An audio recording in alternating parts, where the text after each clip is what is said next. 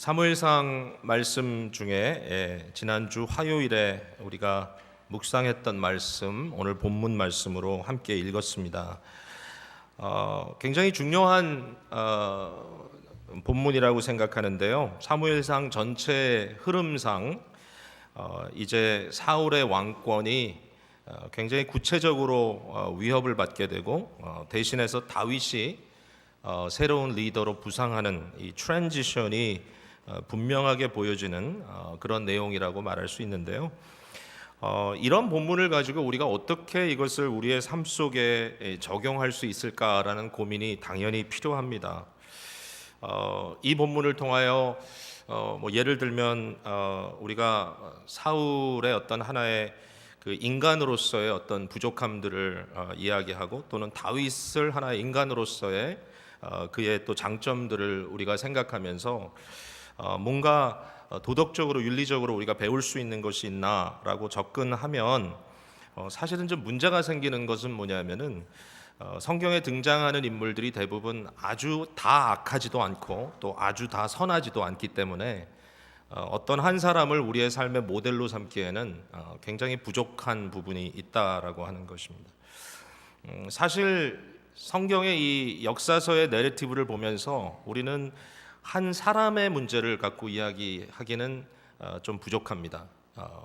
예를 들면 어떤 분들은 사울이 과연 구원을 받았느냐 이런 질문에 대해서 관심이 있으실 수도 있는데 사실은 사무엘상이 우리에게 보여주려고 하는 것은 한 인간 사울이 구원을 받고 구원을 받지 못하고 하는 그러한 문제보다도 성경 첫 창조에서부터 이제 새하늘과 새 땅이 온전히 이루어지는 이 마지막 때 모든 것이 다 완성되는 그 순간까지 흘러가고 있는 구원의 이 파노라마, 이 구원의 역사 속에 결국 이것은 하나의 작은 그림으로서 전체를 드러내 보이는 그런 역할을 한다고 생각하는 것이 훨씬 더 유익한 것 같습니다. 무슨 얘기인가 하면 여기에 사울이라는 사람은 단순히 한 이스라엘의 왕이 아니라 그는 타락한 인류의 모습을 하나의 대표격으로 보여주고 있다라고 생각이 드는 거예요. 다시 말하면 첫 아담의 모습이 사울의 모습을 통하여 드러나는 것 같고, 반면에 다윗의 모습을 보면 다윗은 예수 그리스도의 예표로서, 그러니까 예수 그리스도가 앞으로 어떤 분으로 오실 것인가를 미리 먼저 보여주는 하나의 예표로서 그리스도적인 인물로 등장한다는 것입니다. 그리스도는 두 번째 아담입니다. 결국 오늘 본문 속에 사울이라고 하는 인물 속에 있는 것들이 우리 안에도 발견이 되고 다윗이라고 하는 인물 속에 있는 것도 우리에게 발견이 됩니다. 왜냐하면 우리는 바로 첫 아담과 두 번째 아담과의 일종의 그 중간지대에 지금 끼어 있는 존재들이기 때문이죠. 우리가 구원을 받았지만 아직도 완성되지 않은 상태라는 것이죠. 그런 의미에서 사실 여기 사울이라고 하는 인간이나 또는 다윗이라고 하는 인물을 보면서 우리가 한 인간과 한 인간을 절대화시키는 것이 아니라 그 안에 지금 우리 속에도 이루어지고 있는 영적인 스트러글이 있구나, 이것을 이제 볼 수 있다라는 얘기입니다. 제가 좀 더 설명해 드릴게요. 사울이라고 하는 사람은 이스라엘의 왕으로 세움을 받았어요. 그런데 그는 하나님의 말씀에 순종치 않았기 때문에 결국은 그 자리를 지킬 권한을 상실하게 되죠. 여러분, 이스라엘의 왕은 누굽니까? 이스라엘의 왕은 그냥 자기의 권력을 유지하는 이 세상의 왕과는 전혀 다릅니다. 세상에 있는 어떤 한 영웅적인 존재가 아닙니다. 이스라엘의 왕은 참된 왕 대신 하나님을 이 세상의 대리자로 보여주는 역할을 하는 그는 대리자입니다. 왕적 대리자. 그래서 이스라엘의 왕을 세울 때는 어떻게 하라 그랬죠? 우리가 몇 주 전에 봤지만 그는 하나님의 말씀을 항상 머리 곁에 두고 하나님의 뜻이 무엇인지, 하나님의 마음이 무엇인지, 하나님이 무엇을 요구하시는지 이것을 끊임없이 자기의 삶 속에 또 백성들 앞에 계속해서 펼쳐내야 되는 그러한 책임을 지고 있다라는 것이죠. 이스라엘의 왕이 하나님을 거역하고 자기의 욕심과 자기의 어떤 욕망을 따라 행동하기 시작한다면 그는 더 이상 왕의 자리에 있을 수 없는 존재인 것이죠. 여러분, 처음 아담이 창조되었을 때 아담도 마찬가지입니다. 아담은 하나님의 대리자로 이 세상에 존재하게 됐습니다. 그는 하나님의 형상이라고 하는 놀라운 이름과 위치를 갖게 됐는데 그가 하나님의 말씀을 듣고 그 하나님의 말씀을 세상에 선포해야 되는 그러한 책임을 지닌 자였음에도 불구하고 사탄의 말에 귀를 기울이고 하나님의 말씀을 짓밟았을 때 그는 타락하게 되었죠. 타락. 이 타락이란 말이 일반적으로 우리가 타락했다 그러면 뭐 지극한 어떤 그 악함, 죄악에 빠졌다 이제 이런 식으로 우리가 이해를 하는데, 타락은 말 그대로 은혜에서부터 떨어지는 것을 얘기합니다. fall입니다. fall. 탈락된 것입니다. 사울의 모습은 첫 아담의 모습을 그대로 드러내주고 있는 거죠. 그러한 타락한 인류의 모습이 오늘날 많은 사람들의 모습이고 우리 안에도 그 모습이 여전히 있다는 거 부인할 수 없는 거죠. 굉장히 중요한 구절이 12절입니다. 여호와께서 사울을 떠나 다윗과 함께 계셨다. 이제는 사울로부터 떠났다. 하나님의 이 은혜의 임재가 사울을 떠나고 이제는 다윗에게 갔다라는 것입니다. 사울의 심각한 문제이죠. 사무엘상 16장 14절에 바로 그 앞절에는 다윗이 기름 부음 받는 장면이 나오고 하나님의 영이 그에게 임하는 장면이 나오는데, 16장 14절에 보면 여호와의 영이 사울에게서 떠나고 여호와께서 부리시는 악령이 그를 번뇌하게 했다 그랬습니다. 하나님의 영이 사울에게 떠나니까 나타나는 현실은 뭐냐면 여호와께서 부리시는 악령이 그를 번뇌하게 했다. 오늘 본문에도 그 말이 비슷하게 나오죠. 굉장히 어려운 부분입니다. 하나님이 악령을 부리신다? 이게 무슨 뜻이지? 여기에 대해서 많은 주석가들이 하는 말은 이겁니다. 이것은 마귀나 사탄을 지명하는 것은 아니다. 이것은 하나님의 주권 아래서 한 인간 속에 벌어지는 이 심리적인 번민과 고민을 이야기한다라고 이렇게 해석하는 경우들이 많은데, 저도 어느 정도 타당하다는 생각이 들어요. 마치 과거에 느부갓네살 왕이 하나님 앞에 교만했을 때 하나님이 그를 잠시 치시는 그러한 장면을 보게 되죠. 분명히 하나님께서 하신 겁니다. 그에게 일어난 일은 뭐냐면은 그가 정신적인 번민과 심리적인 그러한 질환처럼 나타납니다. 미치광이가 돼서 세상을 방황하는 모습으로 나타나거든요. 여기에 사울의 모습도 그렇습니다. 사울이 하나님의 영이 떠나고 은혜에서부터 탈락한 그 모습을 보면 그가 심리적인 내면적인 번민을 통해서 아주 형편없는 모습으로 지금 나타나는 거죠. 정신을 잃어버렸어요. 10절에 그런 말이 나오죠. 오늘 본문 10절에 그 이튿날 하나님께서 부리시는 악령이 사울에게 힘있게 내리니 그가 집안에서 정신없이 떠들어댔다. 이제 이런 이야기가 나옵니다. 이것도 어떻게 보면 아담과 하와의 그 현실을 보여주는 것 같아요. 여러분 아시지만 아담과 하와가 범죄하니까 나타난 첫 번째 큰 문제는 뭐냐면 하나님과의 교제가 끊어진 겁니다. 하나님으로부터 숨어요. 그래서 창조주 하나님과 영원토록 즐겨야 될 그 가장 행복한 교제가 끊어지고 하나님으로부터 분리되는, 하나님과의 교제가 끊어지는 그런 문제를 당하게 되니까 그 다음에 바로 나타나는 현상이 뭐냐면은 심리적인 분열이 일어납니다. 아담과 하와가 자기 모습을 보고 수치심을 느끼기 시작하는 것입니다. 자기 자아와 자기가 분열되는 듯한, 자기를 객관적으로 보면서 자기 자신을 미워하고 자기 자신을 싫어하는 모습으로 나타나는 그 인간, 그 다음 단계는 물론 사람과의 분열이 일어나는 것이죠.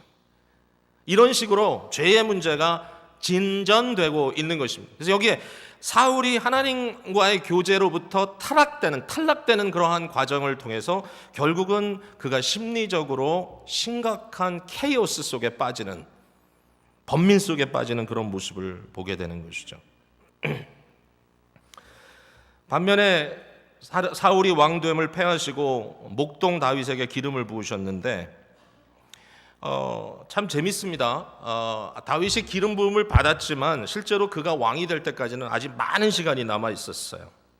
앞으로 우리가 이제 다윗이 자기의 목숨을 부지하기 위해서 사울로부터 도망다니고 심지어는 블레셋 왕 앞에서 미친 척 해야 되는 그런 굉장히 비극적인 그런 장면들이 쭉 나오는데, 그러나 이미 그는 기름 부음 받았잖아요. 그럼에도 불구하고 아직은 왕이 아니잖아요. 자, 오늘 말씀만 봐도 전반적으로 사울의 리더십은 지금 기울어지고 있고 다윗의 리더십은 부상하고 있지만 여전히 아직은 다윗이 왕이 되지 못한 이 상태, 이것을 어떻게 보면 우리가 답보, 프로베이션, 프로베이션 기간이라고 볼 수 있는데 우리 여기 관심을 좀 많이 가져야 돼요. 왜냐하면 우리도 비슷한 상태에 있는 거예요. 우리도 예수 그리스도 은혜 가운데 하나님의 자녀로 기름 부음 받고 인침을 받았지만 그러나 여전히 아직 완성되지 못한 단계잖아요. 아직도. 그러니까 이 프로베이션 기간 동안 여전히 우리 속에 있는 갈등, 사울과 싸워야 하고 사울과 이 전쟁을 피할 수 없는 이러한 상황 속에 빠져 있는 우리의 모습인 거죠. 그대로 이 관심을 가져야 돼요. 그러나 그럼에도 불구하고 다윗은 그리스도를 보여주는 자로 그리스도의 이 타입으로 우리에게 나타나는 것이죠. 앞부분에서 여러분이 읽었을 다윗과 골리앗과의 이 전투, 이것도 사실은 굉장히 재밌습니다. 사실은 이스라엘의 이 장수, 이스라엘의 자이언트였던 사울이 다른 사람보다도 머리 하나 더 있는 아주 거대한 아주 장수였는데 그가 나가서 골리앗을 대항해서 싸워야 되는데 완전히 전의를 상실하고 갈팡질팡하고 있죠. 다윗이 나가서 싸웠다는 것은 여러분 잊지 마세요. 다윗이 싸운 것은 다윗이 장수로 나가 싸운 게 아닙니다. 다윗이 혈과 육으로 싸운 게 아니에요. 다윗은 무엇으로 싸웠냐면은 유일하게 하나님의 심판의 도구로 나가서 싸웠습니다. 다윗이 얘기하는 건 이겁니다. 블레셋 장수 골리앗에게 너는 칼과 창으로 내게 나오지만 나는 만군의 여호와 그의 이름으로 나간다라는 얘기입니다. 하나님을 모독하고 하나님을 무시하던 이 블레셋의 장수를 다윗은 하나님의 이름으로 심판하는 거죠. 굉장히 재밌는 장면인데요. 이때에 다윗은 칼과 창으로 골리앗을 물리치지 않죠. 뜨인 돌 하나를 가지고 골리앗을 물리칩니다. 여러분, 뜨인 돌이 굉장히 중요한 의미를 갖고 있죠. 성경에는 이미지가 자주 등장하는데 이 뜨인 돌이 세상의 권세를 물리치는 것들을 성경에 몇 번 등장하게 되는데 그것도 한 장면이라고 생각합니다. 한 돌이 띄어져서 그것이 달려가서 골리앗의 머리를 쳐 부숩니다. 마치 하나님께서 아담과 하와가 범죄했을 때 그들에게 심판을 내리시고 그러나 약속하셨던 일이 있죠. 여자에게 약속했습니다. 뱀의 후손과 여자의 후손 사이에 내가 서로 항상 엠니티, 서로의 원수가 되어 다투는 그러한 상황을 앞으로 전개할 텐데 하나님께서 말씀하신 게 있죠. 여자의 후손이 뱀의 후손의 머리를 쳐 부수겠다고 얘기하셨어요. 다윗이 골리앗과 싸웠다는 장면을 가지고 우리들이 이걸 윤리적으로 풀어나가면 좀 문제가 있어요. 예를 들면 우리의 인생의 골리앗을 쳐부셔라 이런 식으로 우리의 취업 문제라든지 아니면 나를 괴롭히는 대적에 대한 문제라든지 여러 가지 이슈가 있을 수 있어요. 그래서 여러분 다윗처럼 긍정적으로 나가 싸워 이기십시오. 우리에게 그렇게 싸워 이길 만한 힘이 없어요. 모든 것이 다 은혜인 거죠. 그러니까 이것이 보여주는 것은 뭐냐면 예수 그리스도 안에서 어떠한 일이 우리에게 벌어질 수 있는가를 보여주는 것입니다. 이미 그리스도께서 십자가상에서 골리앗의 이마를 쳐 부수듯이 사탄의 머리를 부수셨기 때문에 예수 그리스도의 이 decisive, 결정적인 전쟁의 승리로 인하여 우리는 마치 골리앗이 넘어진 이후에 이스라엘의 군사들이 블레셋 군사들을 따라가서 그들을 쳐 물리치듯이 이미 무너져 가고 있는 사탄의 괴계를 물리치신 예수 그리스도의 능력 앞에 그리스도께 연합되어 그리스도와 함께 세상과 끊임없이 대적해 나가는 그러한 우리의 모습인 것이죠. 자, 이 관점에서 우리가 이것을 좀 풀어나갔으면 좋겠습니다. 자, 그러면 오늘 저는 사울의 모습과 다윗의 모습을 한번 비춰볼 텐데 여기에 사울의 실패라고 하는 것은 한 인간에게 국한되어 있는 것이 아니라 이것은 우리 모두 안에 있는 옛사람이라는 것이죠. 우리에게 이러한 옛사람이 여전히 남아서 우리를 그리스도인답지 못하게 살도록 만드는 부분이 있다는 겁니다. 그러나 사울은 이미 깨져 넘어지고 있습니다.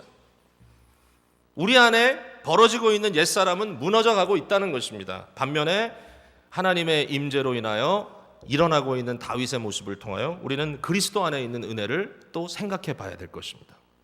이것이 우리의 스트러글인 것이죠. 자, 사울의 모습, 사울의 실패를 어떻게 우리가 볼 수 있을까? 우리 속에 있는 옛사람의 모습이 어떻게 드러나고 있는가? 한번 보죠.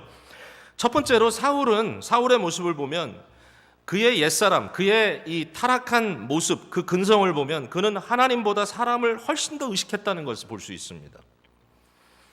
하나님을 알죠. 이 세상의 모든 인간은 하나님을 압니다. 창조주를 알아요. 모를 수가 없어요. 왜냐하면 창조주이시기 때문에. 로마서 1장 2장에 표현되어 있는 대로 이 세상의 모든 사람은 하나님을 알아요. 익스큐즈 할 수 없어요. 단 그 지식을 누르고 있는 거예요.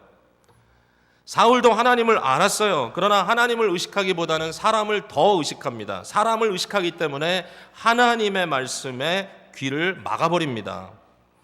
자, 대표적인 사건이 사무엘상 15장에 나오는 건데 여러분 너무 잘 아는 내용이죠. 아말렉을 가서 쳐부수라고 하는 명령을 받았습니다. 아말렉을 쳐부수라는 것은 그냥 정치적인 어떤 전쟁을 하라는 것이 아니었고, 이것은 이스라엘엔 두 가지 전쟁이 있었는데, 하나는 자기 어떤 생존을 위해서 하는 전쟁이 있고, 또 하나의 전쟁은 하나님의 심판을 수행하는 전쟁이 있었거든요. 하나님의 심판을 수행하는 전쟁으로 아말렉을 가서 물리치라 그랬는데 진멸하라 그랬습니다. 그들이 갖고 있던 모든 소유도 다 없애고 불태워라.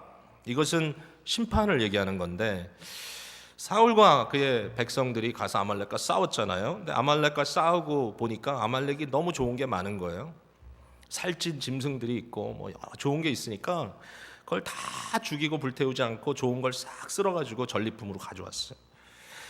사무엘이 그 모습을 보게 되죠. 그리고 굉장히 이제 마음 아파합니다. 왜냐하면 하나님의 말씀을 그가 어겼기 때문에. 유명한 말씀 사무엘이 이르되 여호와께서 번제와 다른 제사를 그의 목소리를 청종하는 것을 좋아하신 같이 좋아하시겠나이까. 순종이 제사보다 낫다. 이 얘기가 왜 나오냐면, 사무엘이 사울에게 당신이 왜 이 짐승들 살려왔습니까? 그랬더니 사울이 이렇게 얘기합니다. 아주 sarcastic하게, 당신의 하나님께 제사하기 위해서 가져왔습니다. 당신의 하나님께.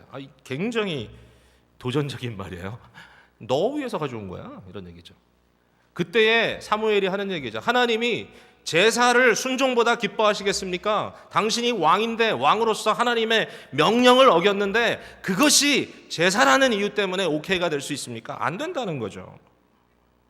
결국 사울이 버림받았다는 것을 선언하고 사무엘이 앞으로 가버리려고 하잖아요. 사울이 사무엘에게 이렇게 얘기합니다. 내가 범죄하였습니다. 자기가 잘못했다는 거예요. 그런데 보세요. 내가 여호와의 명령과 당신의 말씀을 어긴 것은 내가 백성을 두려워하여 그들의 말을 청종하였습니다. 이 청종이란 말이 굉장히 중요한 말이에요. 청종, 듣고 순종했다는 거예요. Listen and obey. 하나님의 말씀을 청종하란 말이 수도 없이 나오잖아요. 근데 사울은 하나님의 말씀을 듣고 순종한 것이 아니라 백성의 말을 듣고 백성의 말을 순종했다라고 스스로 고백하는 거예요. 사람들이 그에게 훨씬 중요한 거예요. 사람이 나에 대해서 뭐라고 얘기하나, 사람이 내게 무엇을 원하는가. 더 기가 막힌 사실은 이때에 사무엘이 사울을 뿌리치고 먼저 갑니다. 그때 사울이 사무엘의 옷자락을 붙들고 늘어집니다. 결국 그 옷이 찢어질 때까지 옷자락을 붙듭니다. 옷자락을 붙든 이유가 뭐였죠?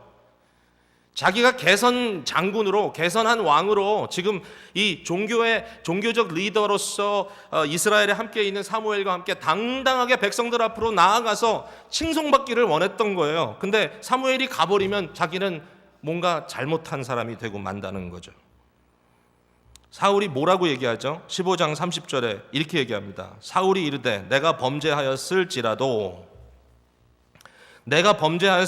이제 청하옵나니 내 백성의 장로들 앞과 이스라엘 앞에서 나를 높이사 나와 함께 돌아가서 내게 당신의 하나님 여호와께 경배하게 하소서.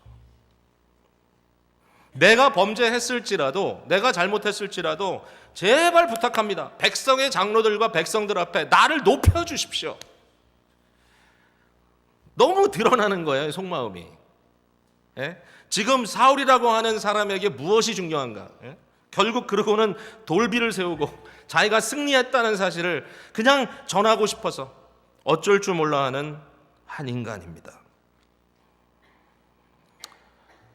하나님의 음성을 청종하지 아니하고 사람만 의식하고 있는 이 사울. 결국은 오늘 본문에도 비슷한 내용이 나오죠. 사실은 왕으로서는 굉장히 위협적인 사실이긴 한데, 여자들이 노래를 부릅니다. 사울과 다윗이 지나가는데 이렇게 노래합니다. 사울이 죽인 자는 천천히요 다윗은 만만이로다.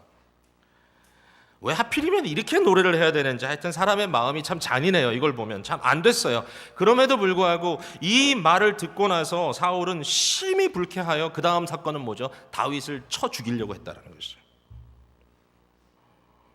물론 한 왕으로서 자기보다 더 영광을 받는 영웅이 등장했다는 것은 굉장히 위협적인 일이었을지 몰라요. 그러나 우리로서 옛사람의 아주 클래식한 모습을 보여주고 있다고 생각합니다. 하나님이 자기를 어떻게 평가하느냐를 들여다보지 못하고 사람들이 나를 어떻게 생각하는가, 사람들에게 집중되어 있고 사람들에게 마음을 뺏기고 있고 그 사람들의 오피니언 때문에 결국은 나의 삶이 행복하지 못한 거예요. 이게 옛사람의 모습이에요. 오늘 EM에서 우리 두 자매가 입교를 했습니다. 우리 KM 속한 자녀들은 9명이 지난 금요일 날 입교식을 했는데 오늘 EM은 주일 예배 때 입교를 했어요. 2명인데 그 두 딸들이 다 우리 교회에서 유아 세례를 받은 자녀들인데 이제 드디어 입교를 했으니까 굉장히 큰 사이클이 좀 하나 지나갔다는 느낌이 있어요. 근데 이 두 딸들에 대해서 부모님들이 고민하는 고민 이야기를 제가 들은 적이 있거든요. 티네이저니까 특별히 그 중에 하나가 자기의 외모에 대해서 너무 의식하고 학교에서 퍼퓰러한 아이들 사이에 끼지 못한다고 해서 그것이 억울하고 결국은 굉장히 비관적인 아이로 자라나는 그런 모습 때문에 번민을 많이 했어요. 오늘 간증하는데 얼마나 이쁜지 앞에 나와서 내게 이런 일들이 있었지만 내가 하나님께 집중하고 부모들과 함께 다시 한번 내가 레컨사일 됐을 때 하나님이 나를 사랑한다는 걸 깨달았다 이렇게 얘기하더라고요. 다 울었어요. 너무 좋아서. 우리의 옛사람은 사람을 의식합니다. 어떨 때는 하나님을 만나러 오는 것도 사람을 의식하기 때문에 방해를 받습니다. 교회 공동체도 저 사람이 나를 어떻게 생각할까에 더 집중합니다. 여러분, 오늘 이 시간은 예배하는 시간입니다.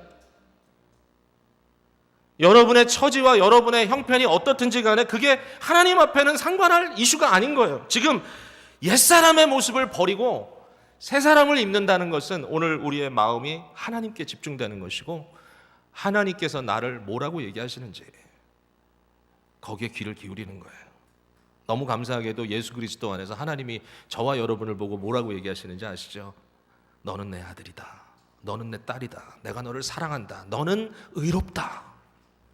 내가 너를 용납한다. 이게 우리의 받은 은혜죠. 또 하나 사울의 실패한 모습, 우리의 옛사람을 보면 이런 게 있어요. 그는 사랑해야 할 사람을 인격적으로 사랑하지 못하고 자신의 권력의 도구로 사용하는 모습을 볼 수 있어요. 사울에게 두 딸이 있습니다. 메랍이라는 딸은 큰 딸이고 미갈이라고 하는 딸은 둘째 딸인데 사울이 약속했거든요. 골리앗을 물리치는 그 사람에게 내가 나의 사위가 되게 하겠다. 내 딸을 주겠다. 사실은 다윗에게 메랍이라고 하는 큰 딸을 줬어야 되는데 그렇게 하지 않았어요. 그리고 기다리던 차에 미갈이라고 하는 둘째 딸이 다윗을 사랑한다는 것을 알게 됐어요. 18장 20절에 보니까 사울의 딸 미갈이 다윗을 사랑하며 어떤 사람이 사울에게 알린지라 사울이 그 일을 좋게 여겼다 그랬습니다. 여러분 오해하지 마세요. 사울이 좋게 여겼다는 말은 내가 사랑하는 딸이 이제 다 커서 남자를 사랑하게 됐구나 이러면서 굉장히 대견하게 기쁘게 생각하는 그런 모습이 전혀 아니고요. 자기 딸이 다윗을 사랑하기 때문에 이제 그 딸을 다윗에게 아내로 내어주려고 하는 그런 상황이 이제 전개가 됐는데 이것을 통하여 내가 다윗을 죽여버리겠다라는 거예요. 어떻게? 다윗은요 아무것도 갖지 못한 사람이에요. 목동이에요. 다윗의 집안은 그렇게 부유하지 않아요. 그가 어떻게 왕의 사위가 되겠어요? 그 당시는 문화가 사위가 되기 위해서는 그 신부를 맞이하기 위해서 신부에 준하는 대가를 지불해야 돼요. 굉장히 많은 돈이 필요해요. 그 상황에 어떻게 왕의 사위가 되겠어요? 왕에게 줄 게 너무 많아요. 그때 사울이 다윗에게 이렇게 요구하죠. 네가 내 사위가 되려면 블레셋 사람 200명을 죽여서 그 증거를 가지고 와라. 사울의 마음은 이거예요. 결국 그러하여금 네가 블레셋 사람에 의하여 죽임당하기를 내가 원한다. 여러분 그러면 미갈은 어떻게 하죠? 미갈은 사울의 딸이잖아요. 미갈이 다윗을 사랑하잖아요. 근데 미갈이 다윗을 사랑한다는 이유로 사울은 결국은 그것을 통하여 다윗을 트랩해서 그를 죽이려고 하는 작전을 지금 쓰고 있다는 말이죠. 계속해서 그렇습니다. 옛사람의 모습은 뭐냐면요, 우리 주위에 있는 사람들을요 나의 욕망을 채우고 나의 필요한 것을 얻기 위한 도구로 생각하다 보니까 어떤 문제가 생기죠? 영혼을 영혼으로 보지 못해요. 여러분, 크리스찬과 크리스찬이 아닌 사람이 비즈니스라면 저는 차이는 그거라고 생각해요. 물론 자본주의 사회 속에 한 사람이 생산성을 가지고 그 생산성을 통해서 평가받는 건 당연한 일인지 몰라요. 그러나 그리스도인들은 잊지 말아야 될 일이 있어요. 우리가 함께 일하고 있는 직원들, 그 동료들은 인간이요 하나님의 형상대로 지음받은 영혼이라는 거예요. 그래서 어렵죠. 그래서 고민스럽죠. 그래서 쉽게 물건처럼 다룰 수가 없죠. 그러나 그것이 그리스도인인 거예요. 여러분의 삶 속에 경쟁자가 있다 할지라도 그 사람들을 마치 인간이 아닌 것처럼 취급할 수가 없어요. 그래서 어려운 거죠. 옛사람은 너무 쉽게 사람을 물건 비인격화 시켜버립니다. 가족들 가운데서도 그런 거 봤어요. 아내와 남편 사이에 사랑이고 정이고 다 떠나고 그 다음에 뭐가 되죠? 어떻게 하면 당신이 나에게 유익을 끼칠 것인가? 많은 경우에 돈으로 계산하고, 부모와 자녀 사이에도 뭐 유산의 문제 가지고도 형제들끼리 싸우고, 큰 돈도 아니고 조그만 돈 가지고도 서로 칼부림을 할 정도로 인간이 비열해졌다니까요. 그것은 타락의 모습이에요. 사랑해야 될 자들이 사랑할 대상이 되지 않고 나에게 그저 어떤 이권만을 가져다 줄 사람으로 도구로만 보이는 거예요. 그것은 타락입니다. 사울의 모습 속에 그게 등장하는 거죠. 안타까운 일입니다. 딸도 결국은 사울을 버리고 요나단도 결국은 아버지를 등지게 되는 것이죠. 그러다 보니까 백성도 다 등지게 되는 것이죠. 목회의 가장 큰 위기가 그런 것 같다라는 생각이 들어요. 영혼을 사랑하는 것이 피곤해지고 그 다음부터는 사역 자체가 어떤 숫자로 계산되는 것으로 나올 때 이제는 그만해야 되겠구나 라는 생각을 해야 될 것 같아요. 하나님 앞에 솔직해야 되잖아요. 우리가 인간 앞에, 나의 어떤 체면 앞에 솔직해서는 안 되고요. 그것만 가지고는 안 되고요. 솔직해야죠. 그것만 가지고는 안 되고 하나님 앞에 우리가 어떤 존재인가 깊이 고민할 때 진정 회개해야 될 문제인 것 같습니다. 세 번째로 사울의 실패를 보면, 우리의 옛사람을 보면 이런 것 같아요. 하나님께서 다윗을 복 주셨어요. 다윗이 참 잘해요. 많은 은사를 받았어요. 근데 그것을 보면서 사울은 계속해서 두려움에 빠져 들어갑니다. 두려워요. 함께 즐거워하지 못해요. 두려워해요. 결국은 물론 굉장히 정치적인 상대로만 생각하고 있기 때문에 그런 문제가 생길 거예요. 이걸 조금 더 영적으로 해석하자면 자기중심적인 인간이 느끼는 심각한 존재적 위기감을 경험하고 있다라는 것입니다. 여러분도 한번 생각해 보세요. 여러분 주위에 은사를 받고 굉장히 뭐든지 잘하는 사람들, 아니면 여러분이 잘하는 것을 그도 잘하는 것을 여러분이 보게 된다면 어떻게 생각하나요? 어떤 마음이 들죠? 저 사람이 잘하는 건 좋은데 나보다 잘해서는 안 된다라고 생각하나요? 무엇이든지 말이죠. 심지어는 목회자의 입장에서 자꾸 또 목회자 얘기를 하는데 이웃교회 목사가 좀 잘 나가는 것 같다는 그것이 나에게 어떤 모습으로 다가와야 되죠? 이 세상은 끊임없이 경쟁시켜요. 평가해요. 당신이 그 사람보다 못하다. 당신이 그 사람보다 좀 낫다. 이거는 잘하는 것 같은데 저거는 못하는 것 같다. 끊임없이 그러한 식으로 사람들의 마음속에 존재적 위기감을 자꾸만 주려고 하는 것이 세상의 모습이에요. 그러나 이것은 옛사람이에요. 만약의 경우에 저와 여러분이 내가 잘하고 있는 것, 내가 잘하고 싶은 것을 잘하는 사람이 내 옆에 있고 또 나보다 다른 것을 더 잘하는 사람들이 내 옆에 있다면 그것을 보면서 그들을 라이벌로, 나의 대적으로 삼지 아니하고 나의 동력자요, 나의 파트너로 삼을 수 있는 지혜가 있다면 아마 우리는 굉장한 것을 얻을 수 있을 거예요. 구원받지 못한 인간은 끊임없이 서로 싸워요. 아담과 하와도 서로 갈등해요. 서로 싸워요. 가인과 아벨은 서로 싸우다 결국 가인이 아벨을 죽여요. 끊임없이 인간사는 갈등을 조성하고 라이벌리를 만들고 아주 거기에 시기와 질투가 들어가고 남이 내가 가지고 싶은 것을 갖고 있다는 이유 하나만으로 그 사람을 죽이고 싶은 충동이 일어나게 만들어요. 옛사람이에요. 이것이 종교라고 하는 껍질을 썼다고 해서도 하나도 좋은 게 하나도 없어요. 사실은 종교적인 라이벌리처럼 무서운 게 없어요. 최악이에요, 최악. 자, 이러한 옛사람의 모습을 우리가 보았습니다. 뭐 더 다른 이슈들도 있겠지만 아주 잘 나타난 것 같아요. 사울의 모습을 통하여 우리의 옛사람의 모습이 이런 거구나. 이걸 버려야 되는데, 이것은 무너져야 되는데, 이 왕권은 무너지고 이 왕권은 몰락해야 되는데, 반면에 다윗에게 임한 은혜가 우리에게도 임해야 되는데. 여러분, 다윗은 은혜를 받은 사람이에요. 다윗에게 임한 은혜를 한마디로 이야기하자면 무엇보다도 여호와 하나님이 그와 함께 했다는 거예요.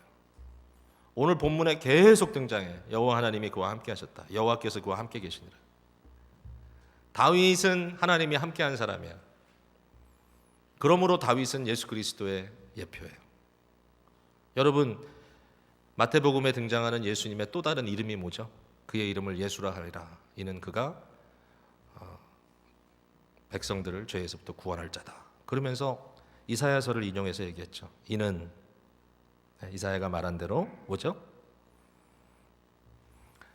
그의 처녀가 잉태하여 아이를 낳을지니 그의 이름을 뭐로 한다고요?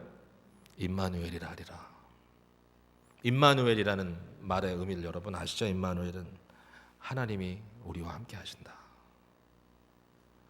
오늘 본문에 나오는 다윗은 임마누엘 다윗입니다. 그러나 그 임마누엘의 진정한 완성은 예수 그리스도이십니다. 그리스도께서 이 땅에 오신 것은 하나님께서 그의 백성들과 함께 하신다는 사인이고, 오늘도 성령님께서 저와 여러분 가운데 함께 하십니다. 너무너무 위대한 것은 바로 이것입니다. 우리의 삶이 어떤 형편에 있든지 우리가 은혜 받았다는 사실은 하나님이 우리와 함께 하신다는 사실입니다. 이것이 우리의 새 사람이고 새 생명입니다. 자, 하나님과 함께하는 것이 어떤 모습으로 나타났는지, 자, 이제 결론적으로 세 가지만 빨리 짚고 넘어갈게요. 첫 번째, 다윗의 모습을 보니까 사랑하는 사람을 보내주셨어요. 사랑했어요. 사랑. 다윗과 요나단이 아주 중요한 여기에 하나의 상징적인 관계예요. 너무 재밌어요. 1절에 다윗이 사울에게 말하기를 마침에 요나단의 마음이 다윗의 마음과 하나가 되어 요나단이 그를 자기 생명같이 사랑했다. 여러분, 여기에 다윗과 요나단 이 관계를 요나단의 영혼과 다윗의 영혼이 하나가 됐다 이렇게 기록되어 있어요. 다윗의 소울과 요나단의 소울이 하나가 됐다. 근데 이 하나가 됐다는 표현을 영어 성경 어떻게 번역했냐면 Their hearts, their souls were knit together. K-N-I-T. 엮어졌다는 거예요. 실을 갖고 꼬매듯이 니팅했다는 거예요. 두 마음이 하나가 됐다. 두 사람이 언약을 맺었어요. 재밌죠? 자, 사울은 다윗을 하나의 대적자로 견제하고 그를 무너뜨리고 그를 죽이려고 했어요. 그러나 요나단은 달랐어요. 요나단은 사울의 장남이에요. 사울의 왕조를 이어갈 사람이 요나단이에요. 그냥 그대로 흘러간다면 요나단이 이스라엘의 다음 왕이 되는 거예요. 그러나 요나단은 다윗을 대적으로 보지 않았어요. 요나단은 다윗과 한 마음이 됐어요. 우리가 함께 대적과 싸우자. 너와 나는 파트너다. 너와 나는 하나다. 서로 언약을 맺었어요. 아, 요나단 참 아름다운 사람이에요. 어떻게 보면 굉장히 비극적이지만 그는 아름다운 사람이에요. 이제 다윗은 유리하는 자로 피난 가는 자로 이제 나타나거든요. 결국 사울로부터 도망가야 되니까 마지막 사울이 왕이 다윗을 정말 죽이려고 한다라고 하는 사실을 요나단이 깨달았을 때 들판에서 다윗과 마지막 굿바이를 하는 장면입니다. 그 이후에 그들은 다시 잘 만날 수가 없었고 결국은 요나단은 전쟁터에서 죽고 다윗은 그로 인하여 깊은 슬픔에 빠졌던 적이 있습니다. 두 사람이 헤어지는데 요나단이 다윗에게 이렇게 얘기합니다. 나와 내 아버지는 네가 왕이 될 것을 안다. 이렇게 얘기했습니다. 하나님이 너에게 기름 부었다는 사실을 우리는 안다. 근데 너무 아름다운 얘기를 하는 거예요. 그러한 상황에서도 요나단이 다윗에게 뭐라고 얘기하는지 알아요? 그러나 너의 집안과 나의 집안 사이에 우리의 싸움이 있는 것이 아니라 내게 선대해달라. 내 집안을 네가 좀 선하게 대해달라. 여러분 너무나 잘 아시죠? 요나단의 자식 중에 무비보셋이라고 하는 절름발이 아들 하나 남아요. 나중에 다윗은 끝까지 그를 품고 왕자로 키워요. 사랑으로 하나 되는 것, 성도들에게 무엇보다도 이것은 무슨 의미를 갖고 있냐면 그리스도와의 영적인 연합을 의미합니다. 예수님께서 우리를 향하여 오셔서 하시는 말씀이 너는 나의 친구라 그랬습니다. 믿음으로 우리가 그리스도와 연합되고 그리스도와 하나 되고 그리스도의 마음에 하나 되는 이 놀라운 역사를 우리가 경험할 뿐만 아니라 또 하나는 그리스도와 연합된 자들이 서로 사랑하는 모습을 보고 요한 사도는 이렇게 얘기하죠. 너희가 서로 사랑하면, 우리가 서로 사랑하면 주께서 너희 안에 거하시리라. 하나님의 임재가 사랑이라고 하는 것으로 나타난다. 여러분의 가정과 여러분의 관계 속에 이러한 변화가 일어나게 되기를 바랍니다. 또 하나는 다윗은 지혜롭게 행할 수 있었습니다. 지혜입니다. 지혜. 5절에 14절, 15절에 30절에 계속 지혜에 대한 얘기가 나오는데 이 지혜라는 말은 다윗이 그냥 처신을 잘했다는 말 정도는 아닌 것 같아요. 물론 잘했어요. 그러나 그것보다 더 중요한 게 있어요. 성경이 우리에게 가르쳐주는 것은 지혜의 근본은, 지혜의 가장 기반은 하나님을 경외하는 것이고 하나님을 아는 것이에요. 그러므로 가장 어리석은 일은 하나님이 없다라고 하는 것이, 어리석은 자는 그 마음에 하나님이 없다 하도다. 그러나 지혜자는 하나님을 경외한다. 하나님을 의식하고 하나님을 경외하고 하나님을 아는 지식을 나의 생명보다 귀한 것으로 알고 하나님을 아는 것, knowing God, 하나님을 아는 것, 하나님을 아는 것, 이것을 기쁘게 따라가는, pursue하는, 이것을 향하여 달려가는 거듭난 성도의 모습입니다. 오늘 밤에 우리 예수마을 중심으로 먼 여행을 떠납니다.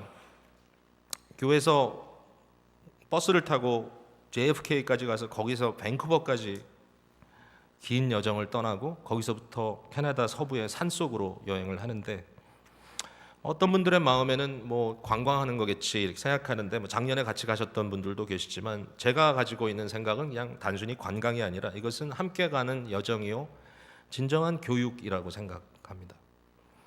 이번에 여행의 주제는 이미 말씀드렸지만 하나님을 아는 지식입니다. Knowing God. 우리는 정말 상상을 초월하는 대자연의 아름다움을 보면서 하나님의 창조의 모습을 볼 것입니다. 하나님을 알 것이에요. 근데 사실은 그것보다 더 하나님을 직접 알게 되는 것은 함께 가는 분들의 공동체, 그 안에서 서로 사랑하고 하나가 되는 모습을 통하여 우리는 더 정교한 하나님의 능력을 보게 될 것입니다. 몇 달 전에 저희 교회에서 제자원을 통해서 Knowing God, 하나님을 아는 지식이라는 교재를 가지고 여러분들이 공부를 했습니다. 이번 여행 내내 하나님을 아는 지식이라는 책을 가지고 우리 목사님께서, 조 목사님께서 아주 간단하지만 아주 짜릿한 레슨들을 만들어서 그 레슨을 함께 나눌 것입니다. 그 레슨을 나누는 가장 첫 번째 단계는 내일 아침에 밴쿠버에 도착한 저희들이 첫 번째로 가서 만날 사람이 Knowing God, 하나님을 아는 지식이라고 하는 책을 저술하신, 지금은 90이 넘으신 제임스 패커라고 하는 저자입니다. 이분은 20세기를 대표하는 복음주의자예요. 전설적인 인물입니다. 제아이 패커를 주빌리 교회 교인들이 직접 가서 만나고 그와 함께 대화를 나눌 수 있다는 것 자체를 저는 굉장히 기쁘게 생각합니다. 아마 평생 간직할 일이라고 생각이 되는데 참 귀한 일인데, 그러나 이 모든 것을 통하여 우리가 하려고 하는 것은 제아야 패커를 알기보다는 하나의 자연을 바라보고 감탄하는 것보다는 하나님을 아는 일이 얼마나 기쁘고 행복한 일인지를 경험해 보고 싶은 거죠. 여러분, 누구든지 인생의 여정을 살아가고 있습니다. 이 인생의 여정의 가장 중요한 목적은 하나님을 아는 것입니다. 하나님을 알아가는 행복이 우리 모두에게 있게 되기를 바랍니다. 마지막으로 다윗의 이름이 존귀하게 됐다는 사실을 저희는 보게 됩니다. 다윗의 이름이 심히 귀해졌다고 그랬어요. 18장 30절 뒷부분에 보면. 근데 하나님께서 우리에게 주시는 것은 존귀한 이름이에요. 하나님께서 우리에게 그리스도의 사람이라고 하는 이름을 주셨습니다. 크리스찬. 또 우리에게 세인트, 성도, 거룩한 자라는 이름을 주셨습니다. 우리를 하나님의 자녀라고 하는 이름을 주셨습니다. 이것은 옛 이름이 아닙니다. 이것은 새 이름입니다. 우리의 혈육의 이름이 아닙니다. 이것은 영원한 축복과 은총의 이름입니다. 우리 모두에게 이런 이름이 주어졌다는 사실만 가지고도 우리는 얼마나 행복한지 모르겠습니다. 예수 그리스도 안에서 주시는 이 놀라운 은혜. 여러분, 오늘 무엇이 여러분의 삶을 붙들고 있습니까? 맞습니다. 우리는 지금 갈등 속에 있어요. 아직 사울의 시대가 끝나지 않았고 아직 다윗의 시대가 완성되지 않았어요.